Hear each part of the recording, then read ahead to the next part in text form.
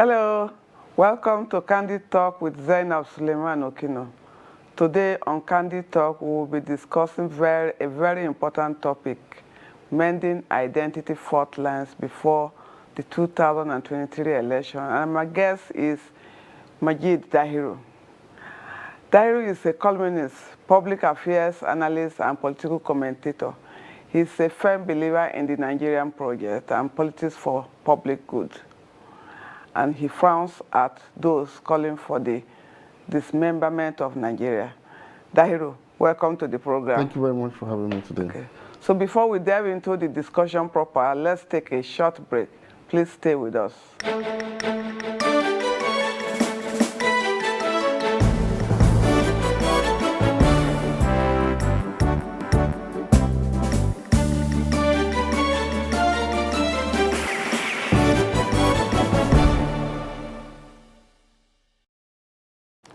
Yeah, welcome back to Candid Talk with Zainab Suleiman Okino. As I mentioned earlier, before the break, we are discussing the topic mending identity fault lines before the 2023 election, and my guest is still Majid Dahiru. So Majid, why is it that our fault lines are more pronounced during a time like this when election is approaching? Yes, thank you very much. It's simply because of the preponderance of politics of identity, of ethnicity, the religion and region of origin that is the main driver of our leadership recruitment process. And this is not so difficult to understand why. Nigeria as a country has the misfortune of its federating units being structured along ethnogeographic fault lines ab initio. And as I've always contended, Nigeria appears to have remained a country of tribesmen 62 years after independence and not necessarily a nation of citizens. And so the focus in Nigeria when it comes to democratic transactions is about who gets what, when and how on the basis of ethnicity, religion, and region of origin. So you have certain kind of tendencies that have been affirmed in our politics, such as zoning, rotation, etc., etc. And so, whenever general elections are approaching, these tendencies come to the fore because each of the competing interest groups in Nigeria are trying to outdo one another over the control of Nigeria's mega resources to decide who gets what, when and how in the next 4 years. And so to mobilize the people to garner the support that are required across board, people use the instrumentality of religion, they weaponize ethnicity, and all other primordial sentiments to galvanize political support. And so it will be expected that in a polity as divided as ours, any election season will come with its own tension, the pressures on identity politics. And so we need to put it in proper perspective. So this is precisely why, like I said earlier, it is embedded in the very structure of the Nigerian state. And unfortunately, no effort has been made since Nigeria became an independent nation in 1960 to correct this anomaly. You know, there's this inward-looking approach to governance in Nigeria. We do not seem to understand our place in the Community of Nations, in the international arena, which makes it imperative for us to actually be united to compete with other countries for global resources. Rather, Nigerians are divided amongst themselves, among over 500 ethnic nationalities in stiff competition at every level, state, local government, and at the federal level, for the control of internally generated resources, which unfortunately comes only from crude oil sales. Unfortunately. Okay, so without going into the details of who is, whether it's Muslim ticket, whether it's what Atiku has done is right, whether what Tinubu has done is right or not, without going into those details, but putting all of them together, at least the main presidential candidates, are they answers to some of these divisive politics that we have witnessed over the time where ethnicity, religion, or origin will no longer matter? Are they really answers? Are they solutions to this divisive politics that we play in Nigeria? Unfortunately, not really. Each of the leading presidential candidates, and if you permit me, I will mention Asiwaju Bola Ahmed Tinubu of the ruling APC, Atiku Abubakar of the main opposition PDP, and of course, Peter Obi of the Labour Party, which appears to be what you now call the third force in the polity. All of them appear to be running on the sentiments of ethnicity, religion, and the region of origin. Oh, really? Yes, and it's very dangerous at this time because if you look at the configuration as we speak, Asiwaju Ahmed Bola Tinubu is from the old southwestern part of Nigeria. Atiku Abubakar is from the old northern region. Peter Obi is from the old eastern region. So we may be having a three-man race that we see the candidates enjoying heavy support from their regions of origin. It's gotten to that point. This is the first time we're having such an election. We usually have election between two leading candidates, usually from the same region. So the issues of ethnicity and all other sorts of primordial sentiments will not necessarily be the issues in the polity, but right now it is the issue. For example, the people of the Southeast are saying, we've not had an opportunity to be president in Nigeria since the time of Iransi, and so maybe it's only fair for us to have it. Well, people in the Southwest are running down what somebody considers as their own, while some elements in the North are also looking to support, well, one of theirs too. So right now, I do not see any move by any of the candidates, even though some of them tout their intention to unify Nigeria. But in doing such a noble task of unifying Nigeria, I have not really seen concrete steps towards that goal. Because what we see now is people actually, trying to take advantage of these divisions to score political points. And my fear is we risk having a candidate, win the electoral battle, but lose the war of Nigeria's national rebate. And so it's important we set the agenda right now for the imperatives of national unity, and it's not too late. I think each of these candidates can be guided properly to say, look, the focus right now is through what you say, through your politicking, through your campaigns, through your messaging, you must realize that there is a need to recover the Nigerian state after this election and begin the process of rebuilding it for the future. Otherwise, we've come too far down the road to what some of us fear may be state failure, imminent state failure that stares us in the face. And any, aggravation of what is on ground now that's already very, very heated might push us off the edge of statehood. So we need the candidates, because whether we like it or not, one of the three is likely to emerge. So we need these candidates to be focused on building national consensus ahead of electoral victory for either of them. Otherwise, like I said earlier, you might win the electoral battle, but lose the war of Nigeria. Nigeria needs to be rebuilt, and you cannot have any form of development, socioeconomic development or national development, without first achieving, a high measure of social cohesion, national unity. And this can only be brought about by administering the Nigerian state going forward with the principles of equity, inclusiveness, fairness, and justice, without which we will not be able to make any much progress. You will agree with me that in the recent time, in the last 7 years of the current administration, some of us have described the mismanagement of our diversity as part of the problems we're facing today, going into the next election. And any more mismanagement of this diversity, to the extent that people feel excluded from the scheme of things, will not be good for Nigeria at all. Okay, irrespective of who wins, do you think each of them or any of them has that capacity to lead us, not just lead us, but also unite us?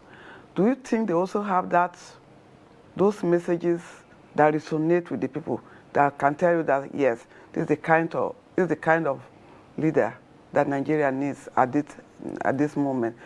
Are their messages resonating with the people, or we're not yet there yet? I don't think we're there yet. Probably when the campaign starts fully, towards the end of this month, maybe when they constitute their campaign teams, I'm sure their strategies will begin to factor in some of this messaging. But for now, what we still see is that each of the candidates are hardening their grounds. For example, in the PDP, there was the contentious issue of zoning, the imperative of zoning to the southern part of the country within the party. But as it happened, a northerner emerged as the presidential candidate with the prospect of retaining power in the north for another 16 years if he wins in 2023. I've not seen him address this issue properly, as he should. I see the PDP candidate trying to live in denial of the reality of zoning within his own party, something that is a constitutional part of the party, the PDP as a party, and he benefited from zoning himself, both in 1999 and 2019. So I've not seen him address this issue in a manner that will lead to holistic reconciliation. Yes. Now, on the candidacy of Asiwaju Ahmed Bola Tinubu of the ruling APC, I must, at this point, pay special tribute, as I've always done in recent times. So, well, you know, this is not campaign time. No, it's not campaign, but you see, sometimes we need to give kudos where it is deserving, to serve as an incentive to do more of some of the good things we want them to do. The northern wing of the APC, they were forthright. I call them men of honor, and they are heroes of our national unity at this most trying time, when they opted to deliberately and purposefully work for a power shift to the south. It goes a long way to show that indeed they are committed to the continuous unity and stability of this country, and so that must be commended.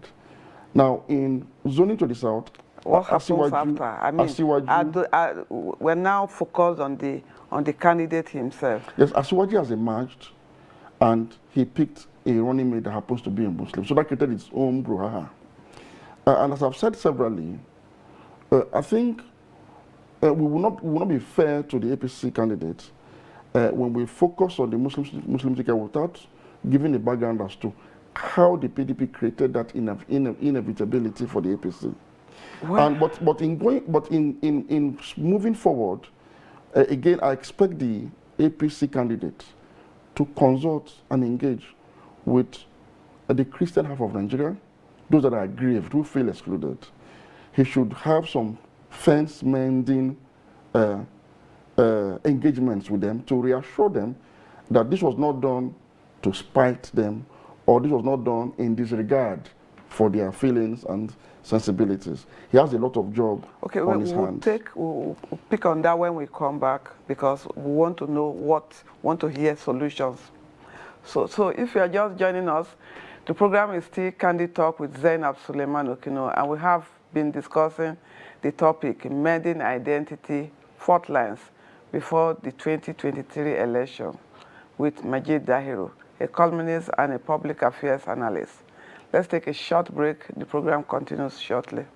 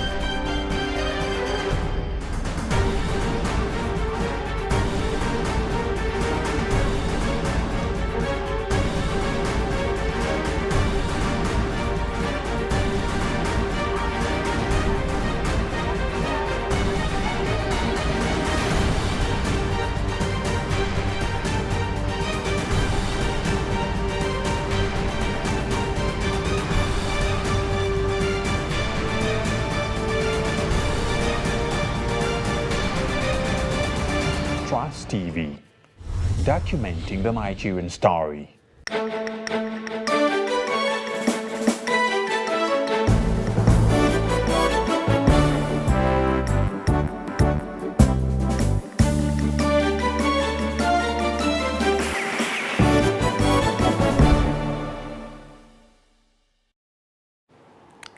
Welcome back to Candid Talk with Zainab Suleiman Okino.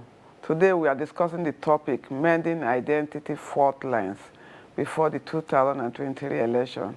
And my guest has been Majid Dahiru. Moving on now, let's use Rwanda, at least that's in Africa, as an example. Rwanda is an example of overcoming odds. After, in less than 30 years of their civil war, they've been able to reconstruct and they've been able to unite their country. Unlike us that have been here, we have been here for over 60 years now, we still have not been able to reconcile ourselves.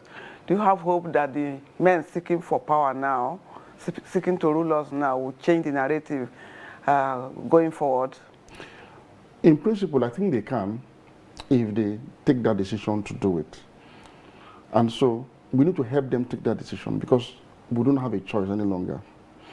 The statistics are scary. Nigeria today is spending more than it earns from crude oil to service debt, which means we are borrowing to pay debt, or we are borrowing to service debt. Going into the next fiscal year, we do not even know where we're going to get the monies from to fund capital projects. We're already seeing revelations that there could be some form of rationing or rationalization in the public service just to save costs. Now, what this tells you is that the national cake has been overshared, has been depleted completely, because we have remained a cake-sharing country of tribesmen for 63 years. We've not been able to transform into a cake-baking nation of citizens. So what is the task before the next leader? The next leader must undertake, must commit during the campaign season to begin the transformation of Nigeria from a country of tribesmen that are preoccupied with just sharing the national cake to a united nation of citizens. And to do this will require a combination of a deliberately inclusive political process that will be backed by a purposeful administrative procedure. And we need to start the reconfiguration of our federating units away from geopolitical entities to geoeconomic entities. And how do you do this? We need to place premium on citizenship. You see, people have pointed to Nigeria's diversity as a major bane against our unity, and I beg to differ all the time. Nigeria hardly qualifies as a diverse country. Nigeria addresses a plural country, the plurality of the same. And let us also say this, Nigeria is not a creation of the British. Nigeria has existed beyond the current borders that was drawn by the British for several centuries before colonialism started in Africa. In fact, the Nigerian Cultural Commonwealth extends to modern-day countries like Benin Republic, Chad, Niger, and Cameroon. And that tells you that as Nigerians, we are indeed one people. There are a preponderance of historical evidence that shows that Nigerians moved freely within the current territory known as modern Nigeria long before the colonial masters came and maintained contact through marriage, through cultural interchange, through warfare, through diplomacy, through trade. Nigerians had been integrated long ago. Unfortunately, politics divided us, and we created enemies out of brothers. So we need a leader that will begin the process of healing, and to demonstrate this oneness, we wait for our next political leadership to be inclusive in everything they do concerning the public administration of this country.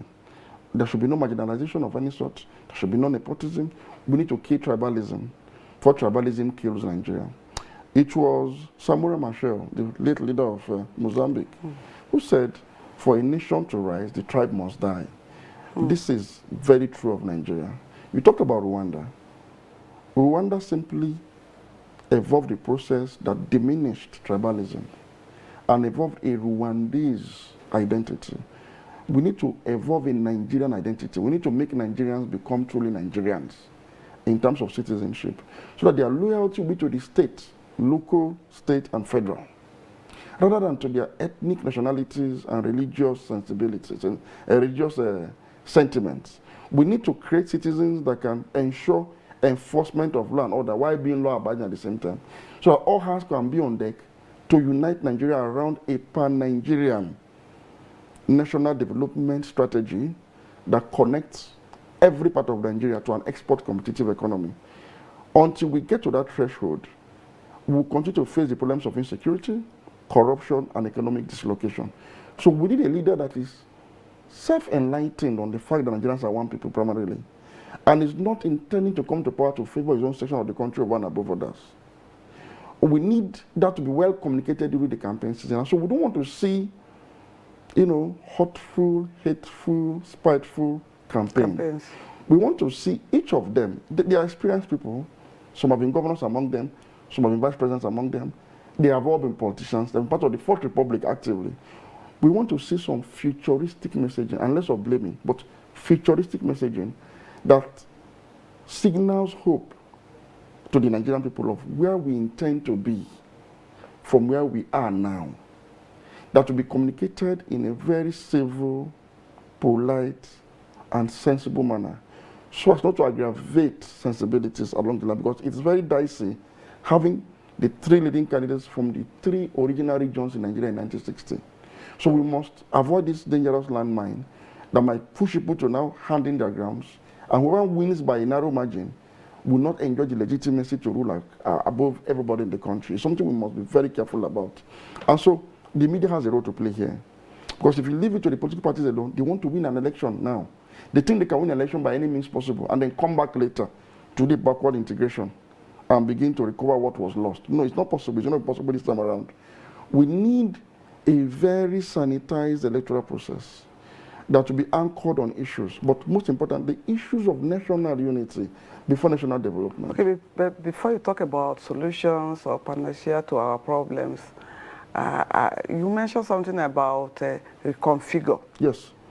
But I know that you're not talking about, are you talking about restructuring, devolution of power, state police that people are talking about and are expecting that the new government or the coming government should focus on?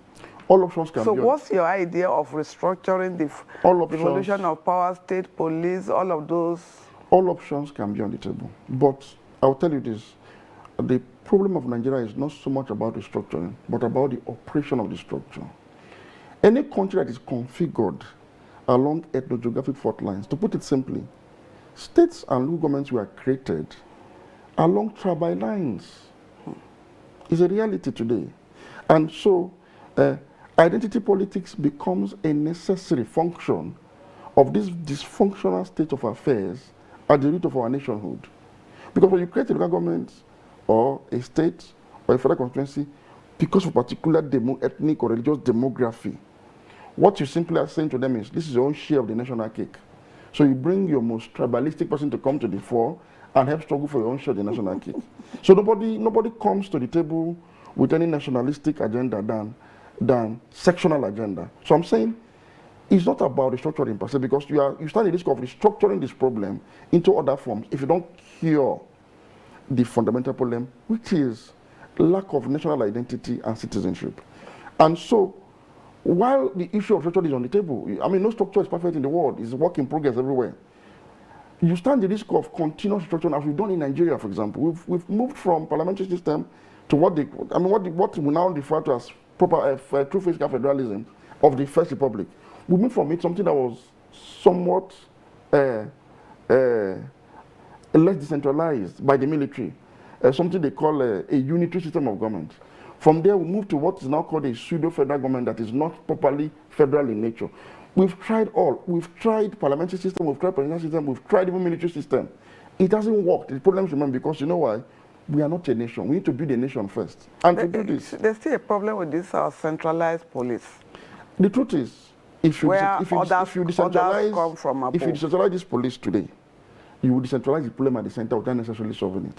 So the solution is solve the problem at the center, and then you decentralize, not because the center is inadequate or is bad, but because it is necessary to expand what is good at the center down to the federating units. So I'm saying, why is the federal police not working? And if you look at the states, the state institutions too are not also better than the federal institutions in terms of even electoral management system, for example. Look at in the judiciaries in the states, the local governments that are under state control, the assemblies in the states are not even autonomous. In fact, the federal government is doing better than the subnational level. So meaning, even if it's decentralized police today, it might be much more inefficient than the central police because it will be misused because the character remains the same. So I'm saying, let's go back to the basics, the configuration. Okay, so how do What do we expect from this, our politicians? Because we are tired of platitudes, roads, water, skyscrapers that do not, that will never We need to exist. see them. How do we get them to rally us, put us together such that we begin to think as a nation, we begin to think as one, and then we will all be happy We need as to a see, nation? we need to see them spell out a roadmap and a vision about national rebirth. One of the issues that we must look into is the issue of citizenship. And what do I mean? A situation where the issue of residency and state of origin is still a matter of conflict in public administration. It cannot all go well for a nation. It cannot allow for the development of citizenship system that is operational in all modern states of the world. And so we want to see a combination of a deliberately inclusive political process that will be backed by a purposeful administrative procedure that carefully replaces state of origin with state of residence in all business of government. I said this because you cannot overcome the bane of identity politics until you solve this problem. Until you have a Nigeria where it is possible to be Igbo and Kano, and to be Hausa and Anambra, and to be Kanuri and Bayelsa, and to be Ijo and Yobe. You can't have any form of national development. We must begin to mobilize Nigerians to align their democratic choices with their legitimate, pragmatic economic interests. Okay, just give me a sentence, because we're about to close now, a sentence to summarize how we can come together as a nation without all these fault lines. We need a leadership that would administer this country with the principles of inclusivity, equity, fairness, and justice to all without prejudice, favor, or discrimination on the basis of ethnicity, religion, and region of origin. And in doing this, we need to begin the urgent journey of transforming Nigeria from a country of tribesmen to a nation of citizens before we can begin to get all hands on deck to defeat our common enemies such as insecurity, corruption, and economic dislocation. Thank you very much, Majid, for your time. Thank you very much. My pleasure always. Well, that's the much we can take on the program today. Until we come your way again, thank you.